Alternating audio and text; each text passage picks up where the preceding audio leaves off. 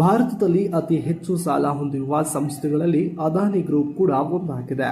HDFC, Reliance ಇತ್ಯಾದಿ ಸಂಸ್ಥೆಗಳು ಹೆಚ್ಚು ಸಾಲಗಳನ್ನು ಮಾಡಿವೆ.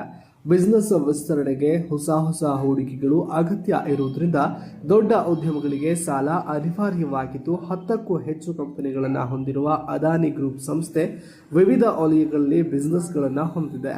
ಪ್ರತಿಸ್ಪರ್ಧಿ ಸಂಸ್ಥೆಗಳನ್ನು ಖರೀದಿಸುವುದು, ಬಿಸಿನೆಸ್ ವಿಸ್ತರಿಸುವುದು ಹೀಗೆ ನಿರಂತರವಾಗಿ ಹೂಡಿಕೆ ಕೂಡ ಅದಾನಿ ಸಂಸ್ಥೆ ಮಾಡ್ತಿದೆ.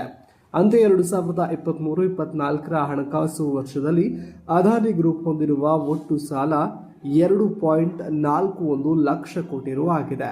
ಹಿಂದಿನ ವರ್ಷಕ್ಕೆ ಹೋಲಿಸಿದರೆ ಅಲ್ಪ ಸಾಲ ಏರಿಕೆ ಕೂಡ ಆಗಿದೆ.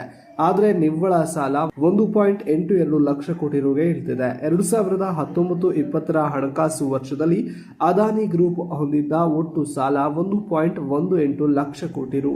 ಈಗ ಅದು 2.